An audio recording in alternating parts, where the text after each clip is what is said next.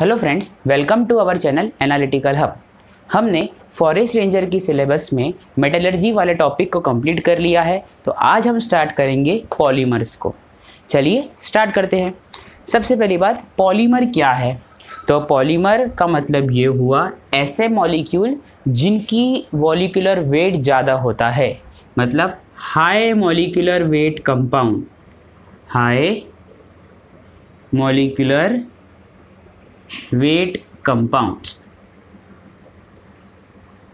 ऐसे कंपाउंड जिनका molecular weight ज़्यादा हो वो पॉलीमर है। अब ये पॉलीमर बनता कैसे है, किसके जुड़ने से बनता है? तो polymers are formed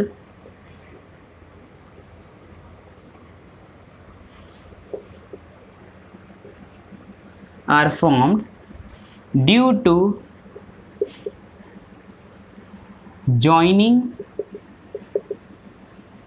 of monomers।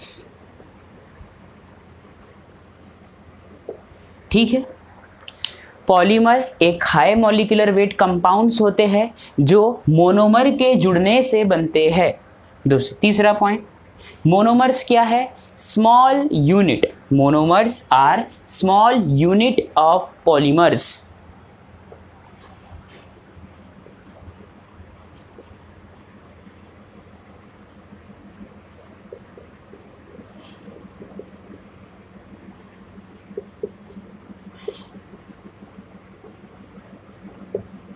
ठीक, मोनोमर्स को हम पॉलीमर की स्मॉल यूनिट भी कहते हैं। दूसरा, पॉलीमर के बनने की प्रोसेस को हम कहते हैं polymerisation. Formation of polymer is known as polymerisation.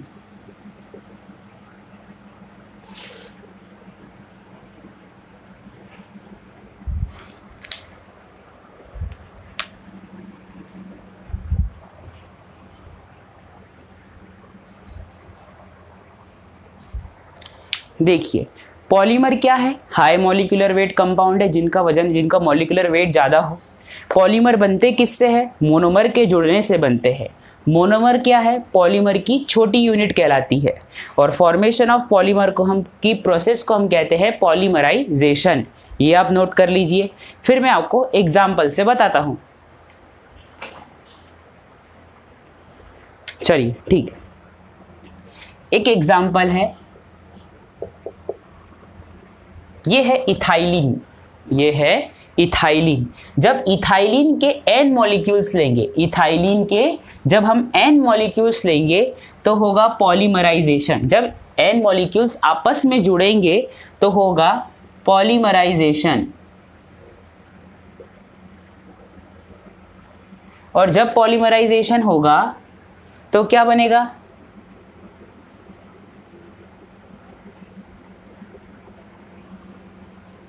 Repeating unit. ये है इथाइलिन के मॉलिक्यूल। इथाइलिन के n मॉलिक्यूल्स जब आपस में जुड़ते हैं, बहुत सारे मॉलिक्यूल्स जब आपस में जुड़ेंगे तो वो प्रोसेस को कहेंगे पॉलीमराइजेशन। और पॉलीमराइजेशन से बनेगा क्या? Repeating unit.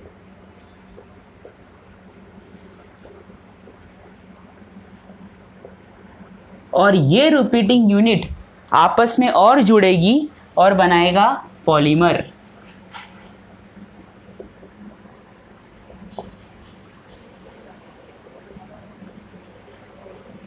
पॉलीमर बन गया।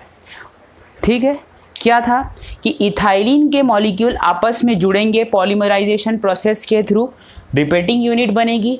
ये रिपीटिंग यूनिट और लार्ज होगी और बनाएगा पॉलीमर को। ये पॉलीमर का नाम है पॉलीइथिलीन पॉलीमर। इसका नाम है, ये जो बना है वो है पॉलीइथाइलिन।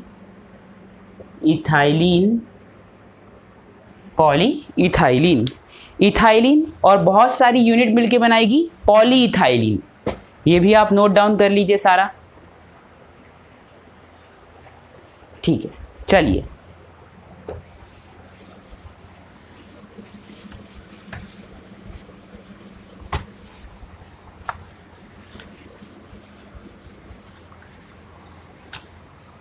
जैसे ही मैंने कहा कि पॉलीमर बनता है मोनोमर के जुड़ने से, तो जो पॉलीमर बनेगा मोनोमर के जुड़ने से, तो मोनोमर होती है छोटी यूनिट, पॉलीमर होती है बड़ी unit.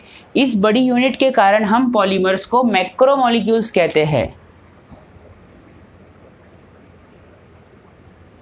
Polymers are known as macromolecules.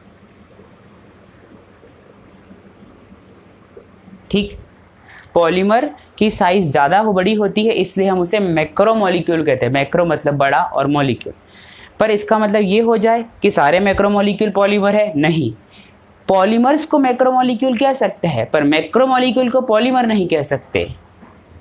मेरा मतलब ये है, all polymers are macromolecules, but all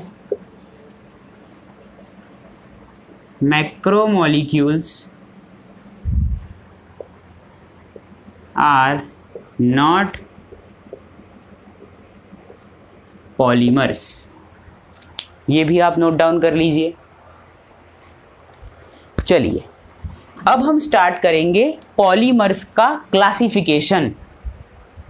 अब हम स्टार्ट करेंगे पॉलीमर्स का क्लासिफिकेशन। देखिए, पॉलीमर जो होते हैं उनको 3 भाग में तोड़ा गया है, क्लासिफाई किया गया है। पहला है नेचुरल पॉलीमर,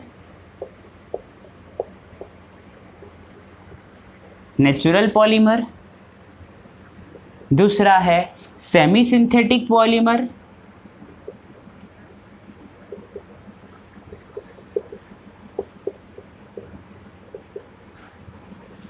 और तीसरा है सिंथेटिक पॉलीमर।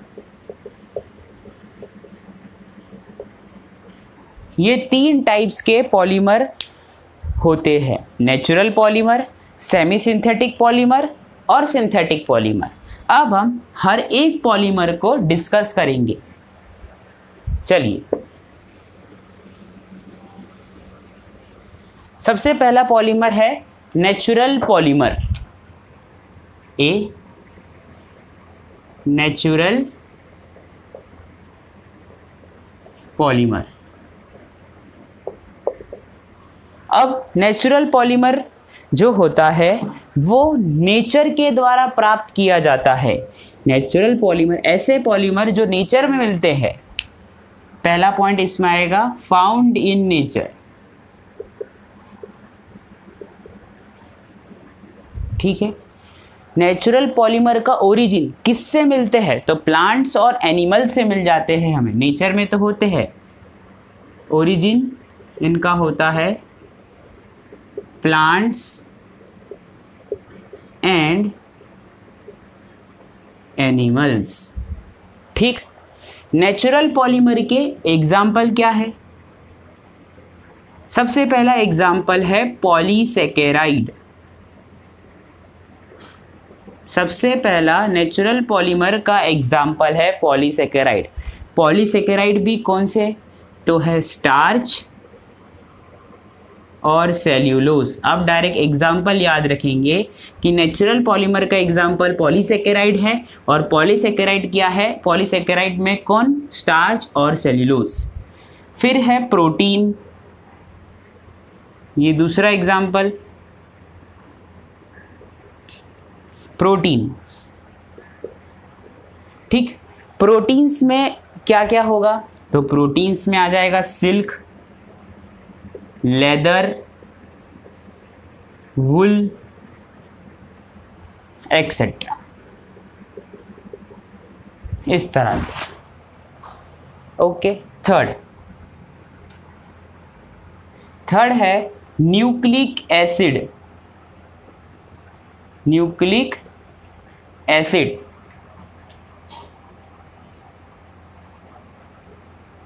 एक मिनट।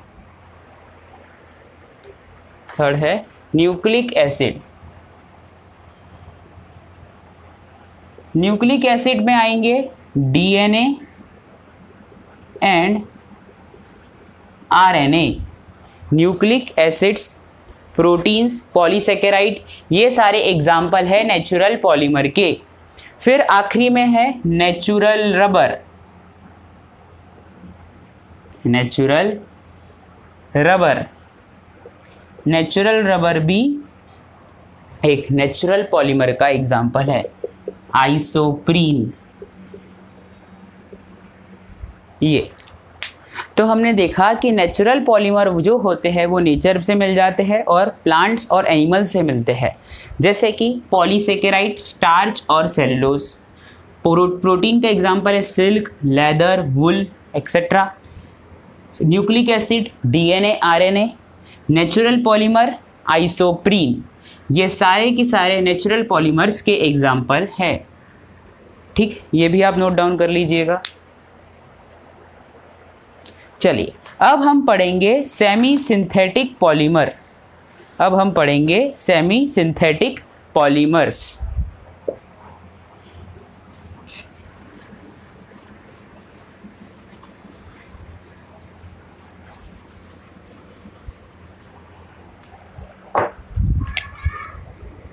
एक मिनट,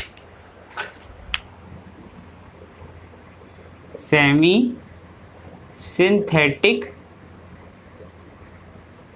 पॉलीमर, ऐसे पॉलीमर जो नेचुरल पॉलीमर के केमिकल मॉडिफिकेशन से बन जाए वो होते हैं सेमी सिंथेटिक पॉलीमर। मैंने ये कहा कि नेचुरल पॉलीमर है, नेचुरल पॉलीमर है।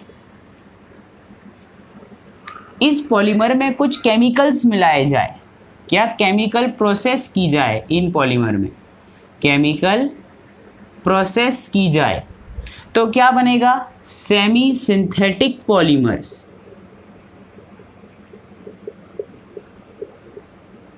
तो बन जाएगा सेमी सिंथेटिक पॉलीमर्स। ये भी आप नोट डाउन कर लीजिए। ठीक है, नेचुरल पॉलीमर्स में कुछ केमिकल्स मिलाए जाए और जो बनेगा वो होगा सेमी सिंथेटिक पॉलीमर्स। एग्जाम्पल, अब नेचुरल पॉलीमर का एक एग्जाम्पल है जैसे सेल्यूलोज। ये पॉलीसेकेराइड था, ठीक है, सेल्यूलोज। जब इस सेल्यूलोज में मैं केमिकल मिलाऊं, केमिकल कौन सा मिला रहा हूं यहाँ पे मैं, एसिडिक एनहाइड्राइड, ये केमिकल मिलाया मैंने, ये है एसिडिक एनहाइड्राइड।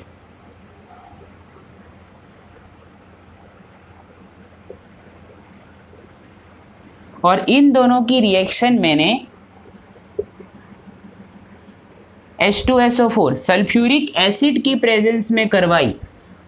इन दोनों की रिएक्शन मैंने सल्फ्यूरिक एसिड के प्रेजेंस में करवाई तो क्या बनेगा, सेल्यूलोज डाई एसीटेट। तो बनेगा सेल्यूलोज डाई एसीटेट। ठीक है, और ये जो सेल्यूलोज डाई एसीटेट बना है, ये जो सेल्यूलोज डाई एसीटेट बना है, ये यूज होता है, use in making threads. Threads बनाने में यूज किया जाता है, धागे। फिर ग्लासेस बनाने के यूज में आता है और फिल्म बनाने के एक्सेट्रा, इन सब के यूज में सेल्यूलोज डाई एसीटेट काम आता है। तो सेमी सिंथेटिक पॉलीमर कौन से पॉलीमर होते हैं, ऐसे पॉलीमर जो नेचुरल पॉलीमर के केमिकल मॉडिफिकेशन या केमिकल प्रोसेस से बने, उसे हम कहेंगे सेमी सिंथेटिक पॉलीमर। और ये जो सेमी सिंथेटिक पॉलीमर है, इसका एग्जांपल है सेल्यूलोज, एसिडिक एनहाइड्राइड के साथ रिएक्शन करेंगे और सेल्यूलोज डाई एसीटेट बनाएंगे। ये आप रिएक्शन लिख लीजिए। अब है सिंथेटिक पॉलीमर्स। अब है सिंथेटिक पॉलीमर, तीसरा टाइप जो है वो अब हम देखेंगे।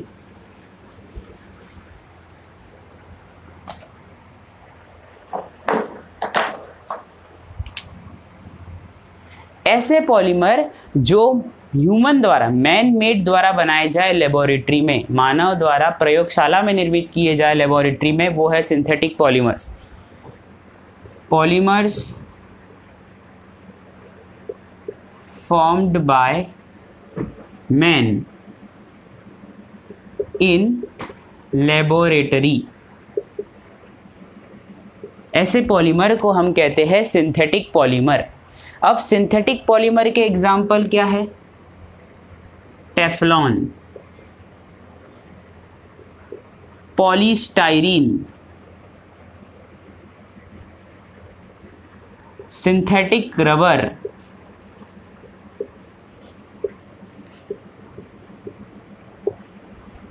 ऑर्लॉन, नायलॉन और पॉलीइथाइलीन। Polyvinyl chloride,